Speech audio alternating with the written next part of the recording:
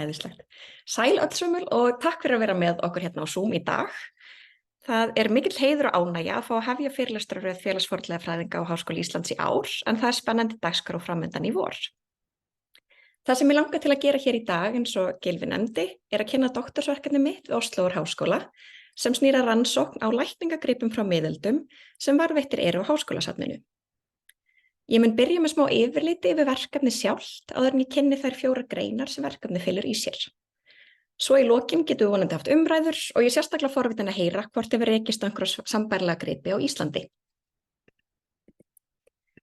Vorið 2021 sótti ég doktorsnemastöðu við Háskólasafni í Osló þar sem helsta krafan var að ég myndi vinna verkefni sem sneri að þeirra safneign. Þar sem áhugi minn lá sérstaklega í efnismenningu miðalda hófst ég handa við að fara í gegnum rafrænan gagnagrunn safnsins yfir miðaldagripi og var þar að finna marga kunnuglega gripaflokka, sambærilega þeim sem ég hafði til að mynda kynnst á Þjóðminjasafninu. Þar var hins vegar nokkrir gripir sem virkilega gripu athygli mína, þar sem ég hafði ekki rekist á sambærilega gripi áður. Lítil blýtafla sem við sjáum hér til vinstri sem hafði verið áletruð með bæn ritaðri til að hjálpa konu sem þjáðist af einhvers konar hitaveiki. Blýtaflan sem talin vera frá 14. öld hafði þínast verið brotin saman og jafnvel borin af konunni til verndar gegn sjúkdómnum. Annar gripur hér til hægri sem ég rakst á var viðarfótur frá 14. öld sem hafði verið skilinn eftir í kirkju af einstaklingi sem leitaðist eftir kraftaverkalækningu gegn einhvers konar heilsufarsástandi sem tengdist fæti viðkomandi. Það sem stóð hér upp úr var hversu persónulega innsýn þessir gripir gáfu inn í líf þessara einstaklinga á miðöldum í Noregi og þeirra heilsukvillum. Því lengra sem ég fór gegnum gagnagrunnin, því fleiri gripi fór ég að tína til sem tengdust heilsu eða lækningum á miðöldum á einhvern hátt. Það má segja að heilsukvíði sé óumflýjanlegt vandamál, óháð tíma og rúmi. Hvernig tekist á við heilsuvanda getur þó verið mjög menningabundið og breytilegt með tímanum. Lækningaraðferðir í Evrópu á miðöldum voru fjölbreyttar en þær fólu ekki aðeins í sér notkun á skurðlækningum eða lyfjajurtum, heldur einnig siði sem við myndum frekar flokka í dag sem trú eða jafnvel hjátrú, eins og þessi gripir sem við sjáum hér benda til. Fornleifafræðilegar rannsóknir á miðaldalækningum geta varpað ljósi á siði sem við jafnvel litlar sem engar ritarheimildir fyrir, auk þess að veita innsýn inn í upplifanir fólks fyrr á tíð. Á liðnum áratugum hafa fornleifarannsóknir í Osló leitt í ljós gripi tengda lækningum í miðaldabænum, til að mynda nokkur viðarbox með varðveittum lyfum af sárasmyrsli, sjáum hérna dæmi að ofan, auk hnífa eða járna notuð fyrir blóðlát. Þessi gripir hafa bæst í safn miðaldagripa á Háskólasafninu í Osló, þar sem að finna fleiri gripi tengda lækningum sem myndar það safn sem ég nú rannsaka. Gripasafnið endurspeglar þann fjölbreytileika lækninga sem stundaðar voru.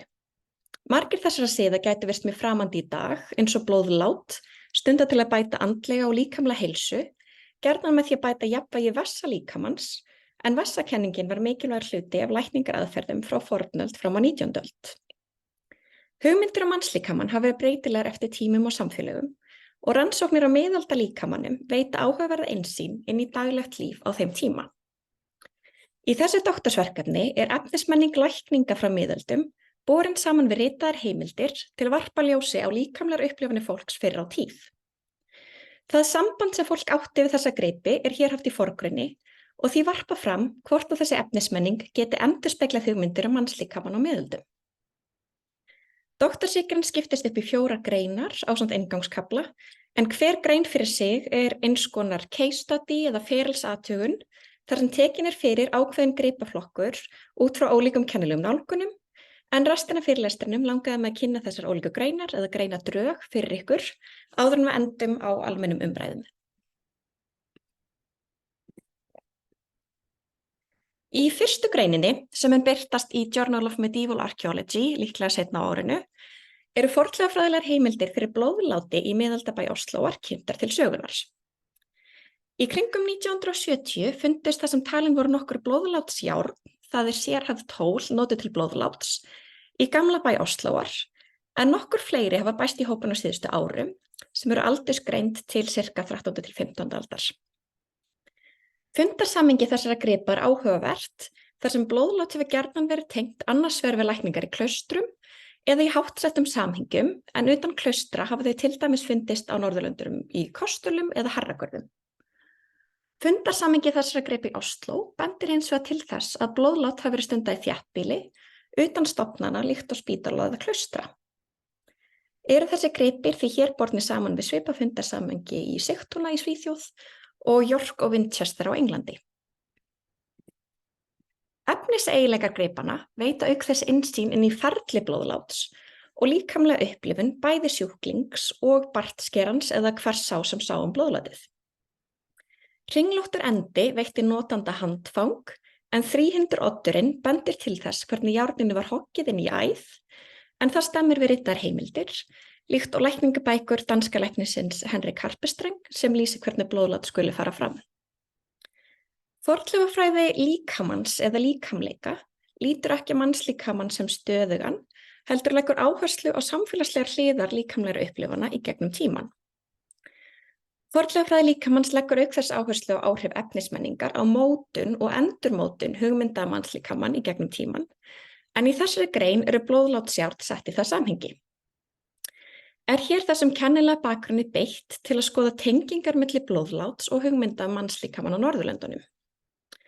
Blóðlát var talið bæta úr ójafnvægi milli 4 vessa líkamans, blóðs, slíms, gulls og svartagalls, en ójafnvægi milli vessana var talið geta valdið ýmsum heilsukvillum. Jafnvægi milli þessara vessa gat þó verið persónubundið og jafnvel ráðið persónuleika einstaklings. Þið kannist örugglega flest þessar hugmyndir, til dæmis ef manneskja væri með mikið svartagall, væri hún melankólísk og hefði tilhneigingu til depurðar eða þunglyndis. Vessarnir gátu auk þess breyst yfir ævi manns. Það er til dæmis góð lýsing á því í Hauksbók í passusi sem kallast á náttúru manns og blóði, þar sem gamalmennum er líkt við slefandi ungabörn, þar sem þau hafa bæði ríkjandi slím á þessum lífskeiðum. Jafnvægi vessana breyttist auk þess eftir árstíðum, svartagall ríkjandi haustin, slím á veturna, en blóðlát að sama skapi var aðeins mælt með úr ákveðnum æðum á sérstökum árstímum. Þrátt fyrir að við höfum ritar heimildir fyrir þessum hugmyndum mannslíkamann á Norðurlöndunum, eins og Hauksbók til dæmis, þá benda fornleifafræðilegar heimildir fyrir blóðláti til þess að slík hugmyndafræði hafi ekki aðeins tilheyrt fræðilegum ritum, heldur verið útbreidd í samfélaginu og haft áhrif á þær lækningaraðferðir sem leitast var eftir.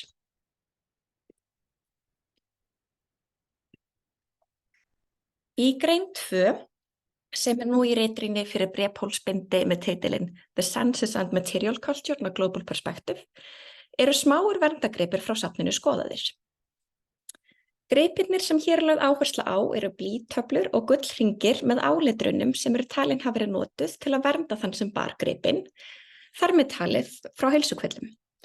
Hér sjáum við til vinstri hringa sá neðri með formúlunni Buro Berto Beri Rora sem var notuð gegn blóðmissi.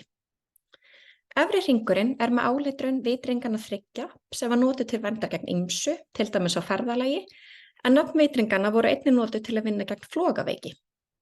Kristján Eldjárn skrifaði grein slíkan grip frá Íslandi í árbókinni 1949, en þar til mörg sambærileg dæmi svona hringa frá Norðurlöndunum.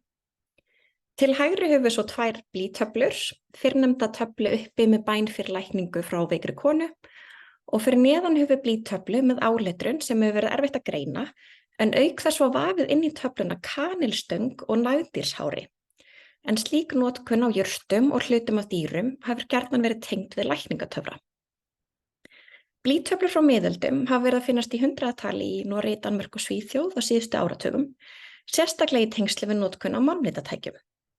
Nú kannast ég ekki við varðveitt dæmi slíkar blýtöflur frá Íslandi, en Magnús Már Lárusson í fróðleiksþáttum og sögubrotum vísar til þess að árið 1677 var Þorbjörn Sveinsson, drengur úr Mýrasýslu, dæmdur og líflátin sem galdramaður því hann var með kveiseblöð og útkrasaða blýtöflu á sér í skinnbutu.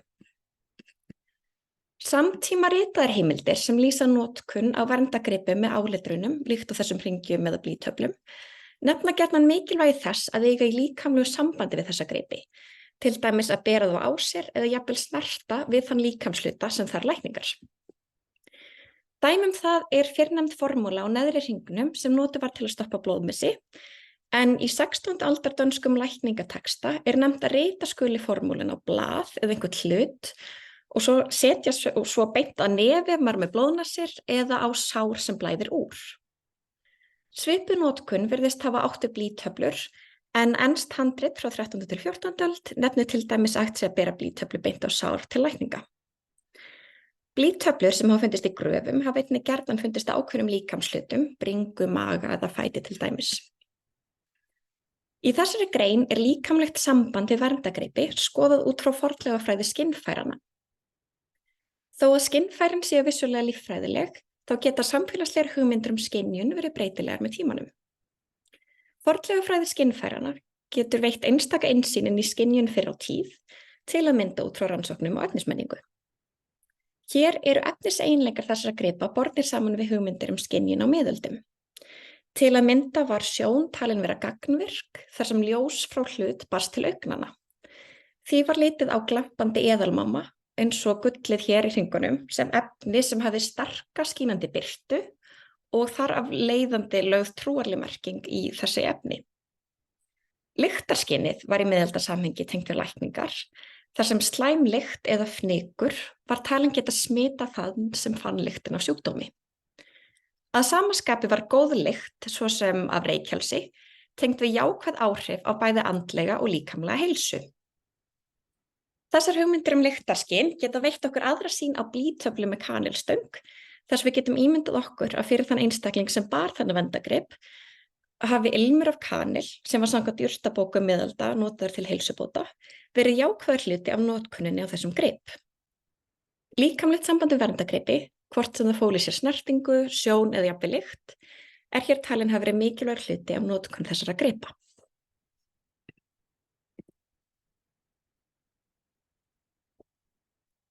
Grein 3, sem er greinin sem ég er að vinna í akkurat núna, sem ég var að fá hann aftur með tillögum frá ritrýnum á vegum Norwegian Archaeological Review, fjallar norska gripi sem skildir voru eftir í kirkjum á síðmiðöldum af einstaklingum sem leituðust eftir kraftaverkalækningum. Á Norðurlöndunum var leitast eftir kraftaverkalækningum gjarnan með því að ákalla dýrlinga eða snerta þeirra helgu dóma. Á síðmiðöldum jókst trú á ákveðna krossa sem gætu framkallað kraftaverk og í kirkjum slíkra krossa hafa fundist í Noregi litlir útlimir úr við eða silfri sem voru gefnir af þeim sem leituðust þar lækninga. Í yngri Þorlákssögu er þessi siður til að mynda nefndur, en þar er sögð saga Gunnhildar í Þrándheimi, sem var á 60 aldri, sem fjall við morgunsöng og handleggs- og fótleggsbrotnaði. Því næst hét hún á heilagan Þorlák að láta gera hönd og fót úr vaxi í nafni dýrlingsins, en hún læknaðist af brotum sínum á stuttum tíma eftir það. Aðrar kraftaverkasögur frá Norðurlöndunum minnast á sama sið, en einnig tíðkaðist að taka vax og mæla það utan þann útlim sem leitast var eftir lækninga fyrir. Þó að slíkir hlutir eða útlimir gerður úr vaxi við eða jafnvel silfri hafi getað endurspeglað ólíka líkamshluta, þá hafa aðeins varðist í Noregi hendur og fætur auk hjálpartækja fyrir einstaklinga sem höfðu minnkaða hreyfigetu að einhverju leyti. Hækjur eða önnur hjálpartæki voru gjarnan skilin eftir í slíkum kirkjum, þá sögum þess að ekki vera lengur séð þörf á þeim. Hér sjáum við til vinstri dæmi slíkt, handtök og hnésbelku, líklega notað af einstaklingi sem hafði takmarkað hreyfigetu fyrir neðan mitti. Þetta gripasafn er hér skoðað út frá fötlunarfræði sem leggur áherslu á fötlun sem ekki bara líffræðilega, heldur samfélagslega mótaða. Bæði ritaðar og listfræðilegar heimildir hafa verið notaðar til rannsókna á samfélagslegum hugmyndum fötlun á miðöldum, en nýlega hafa fornleifafræðilegar rannsóknir bæst í hópinn, sérstaklega mannabeinafræði. Hér er þó markmiðið að bæta efnismenningu við sem mikilvægri heimild í þessu samhengi, en hún getur veitt einstaka innsýn í upplifanir þess samfélagshóps, svo sem þau hjálpartæki sem aðgengileg voru á þeim tíma. Síðasta greinin snýr að verndargripum sem notaðir voru í tengslum við fæðingar á miðöldum. Fæðingarhjálp með því að reista rúnir eru nefndar í sigurdrífumáli í eddukvæðunum, en eftir kristnitöku tíðkuðust ýmsir siðir til hjálpar barnsafandi kvenna, svo sem notkun á lausnarsteinum eða bænum eða þölum rituðum á fæðingabelti sem bundið var mitt í konu. Helgir dómar voru auk þess dýrkaðir í tengslu við fæðingar og voru samkvæmt rituðum heimildum í sumum tilfellum lánaðir út úr kirkjum á Norðurlöndunum fyrir fæðingar. Svipuð aðkoma kirkjunar að fæðingum í gegnum verndargripi virðist að sama skapi hafa átt sér stað á Íslandi, en í máldögum Hólakirkju frá 1525 er lausnarsteinn nefndur undir eignum kirkjunnar. Gjarnan var leitað til dýrlinga í tengslu við fæðingar og fyrir utan Maríu mey var heilu Margrét helst ákölluð á Norðurlöndunum í því samhengi. Eins var þekkt frá íslenskum handritum var Margrétarsaga oft notuð við fæðingar, en gripir sem báru mynd eða nafn dýrlingsins að sama skapi talin hafa verið notuð til verndar við barnsburð. Hér til vinstri sjáum við nisti frá Háskólasafninu í Osló, líklega frá síðmiðöldum, sem ber mynd heilagar Margrétar og gæti hafa verið notað í slíkum tilgangi. Dýrkun heilagrar Önnu, móður Maríu, jókst auk þess á síðmiðöldum, en til hennar var sérstaklega leitað í tengslu við frjósemi og barneignir. Hér til hægri sjáum við mynd af heilagri Önnu og helgidóma nisti á safninu, en hún heldur hér bæði á Maríu mey og Kristbarninu afkomendum sínum. Þessi grein var skrifuð fyrir alþjóðlegt bindi list og svo kallaða lived religion, sem mætti kannski kalla á íslensku lifða trú, en það snýr að trú ekki eins og hún hafi endilega verið fyrirskipuð af kirkju eða öðrum trúarhópi, heldur frekar trú eins og hún fer fram í daglegu lífi. Í þessari grein eru því verndargripir sem notaðir voru í fæðingum settir í þetta samhengi, þar sem þeir endurspegla trúarlega siði á miðöldum fyrir utan kirkjuna, inn í hinu aflokaða fæðingarými. Þær bænir eða trúarlegu textar sem farið var með yfir hinni fæðandi konu hafa verið rannsakaðir út frá mögulegum jákvæðum áhrifum þeirra á fæðingarferlið, til að mynda öndun í gegnum hríðir og svo framvegis. Að sama skapi má ímynda sér að notkun á verndargripum í fæðingum hafi haft mikilvæg áhrif á hina fæðandi konu, hvort sem hún hafi haldið á lausnarsteini, haft fæðingabelti með bæn bundna sig miðja eða borið nisti með mynd heilagrar Margrétar.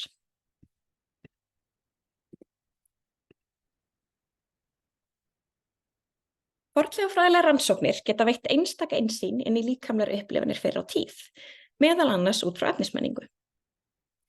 Mikilvægt að gera grein fyrir fjölbreytileika líkamlegra upplifana og getur þá fornleifafræði jafnvel veitt okkur innsýn inn í upplifanir samfélagshópa sem við höfum takmarkaðar heimildir fyrir. Til að mynda höfum við fáar ritheimildir sem lýsa lífi fólks með minnkaða hreyfigetu eða upplifunum kvenna á fæðingum. Hér því ætlunin að nýta varðveitta gripi til að varpa ljósi á líkamlegar upplifanir fólks, hvort sem það væri hjálpartæki sem stóð til boða eða þær lækningar sem leitast var eftir af ýmsum ástæðum. Kærar þakkir fyrir að hafa hlustað á Zoom í dag, ég ætla ekki að hafa þetta lengra, en ef þeir eru með einhverjar spurningar, getum opnað fyrir umræður núna, en það sem þetta allt óútgeðið efni, þá megi líka endilega senda mér tölvupóst, það er þarna niðri, að þið viljið frekar upplýsingar eða heimildir eða eitthvað álíka. Kærar þakkir. Já, takk kærlega fyrir þetta, Hólmfríður, og eins og þú segir, það var bara opið fyrir